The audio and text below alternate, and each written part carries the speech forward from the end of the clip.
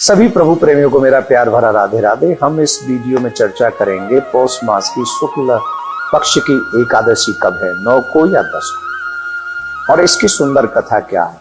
धर्मराज के पूछने पर भगवान श्री कृष्ण बताते हैं पुत्रदा एकादशी बहुत ही लाभदायक है, मंगलमय है। जो लोग इसका व्रत करते हैं उनकी प्रत्येक मनोकामनाओं को ये पुत्रदा एकादशी पूर्ण करती है। और जिन गृहस्थों के यहाँ पर पुत्र न हो उनको तो ये एकादशी व्रत विशेषतः करना चाहिए। पूर्व समय में एक केतुमान नाम के राजा थे, बहुत धार्मिक राजा थे, धर्म में उनकी रुचि थी, उनके पास में राजपाट की कोई कमी नहीं थी। पर दुख इसी बात का था कि उनके घर में कोई संतान नहीं थी।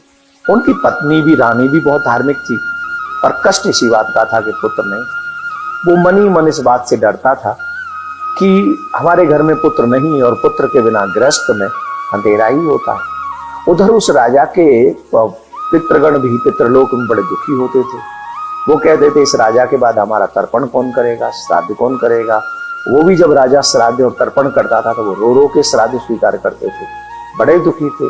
एक दिन राजा बहुत दुखी हुआ और इस सोचा बिना पुत्र से गति लोके, इस लोक में बिना पुत्र की गति नहीं होगी।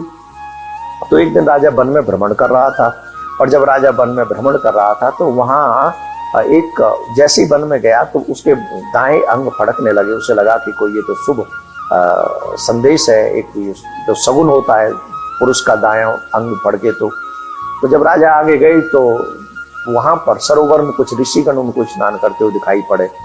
तो उन ऋषियों को उन्होंने साष्टांग दंडवत किया। तो पूछा आप कौन है? तो उन्होंने बताया कि हम ऋषिगण हैं और हम आज पुत्रदा एकादशी के व्रत पे स्नान करने के लिए आए। राजन तुम कौन हो, बताओ तुम क्यों दुखी से लग रहे हो? तो उन्होंने कहा महाराज मेरे पितृ रोते हैं, मेरा मन अशांत है, पुत्र के बिना घर में अंधेरा रहता है, कुछ भी समझ में नहीं आता। वो राजपाट, सुख संपत्ति, धन, वैभव, ऐश्वर्य सब कुछ समझ में नहीं आता, इससे मेरा मन हर्षित नहीं होता, मैं क्या करूं? तो ऋषियों ने कृपा करके केतुमान राजा से कहा कि पुत्र तुम दुखी मत हो, आज पुत्रदा एकादशी है, तुम आज व्रत करो और व्रत करके अपने इसी संकल्प को करो और संकल्प के साथ तुम व्रत करोगे तो ये एकादशी साधारण नहीं है। ये एकादशी सिर्फ एक व्रत ही नहीं है, ये भगवान के अंग से निकली हुई दिव्य शक्ति है। कृष्ण तो नहीं है पर कृष्ण से मिलाने में संपूर्ण सक्षम है। इसलिए तुम पुत्रदा एकादशी का व्रत करो। ऋषियों की आज्ञा मानकर उस राजा ने एकादशी का व्रत किया और 9 महीने के बाद ही उसके घर में एक सुंदर राजकुमार उत्पन्न हुआ और वो राजकुमार बहुत ही धार्मिक और धर्मनिष्ठ था। तो भगवान श्री कृष्ण कहते हैं धर्मराज, पौष मास की शुक्ल पक्ष की एकादशी को पुत्रदा एकादशी कहते हैं। जो मनुष्य इस एकादशी के व्रत को करता है निश्चित उसके मन में जो मनोरथ होते हैं उसे तो पूर्ण होता ही है। साथ में अगर कोई पुत्र के बिना कोई गृहस्थी है तो उसे अधिक मन लगाकर ये व्रत करना चाहिए।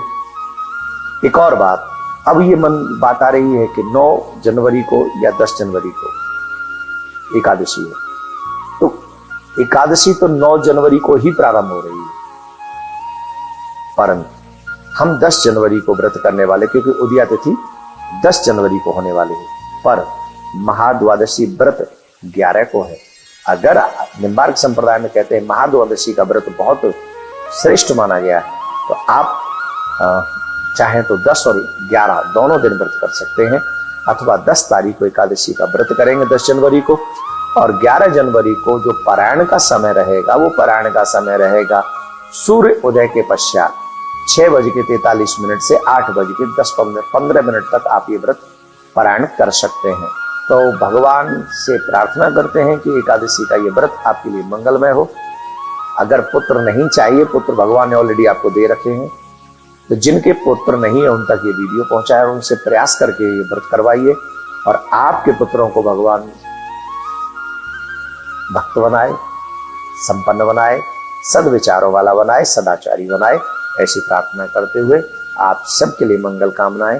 राधे राधे।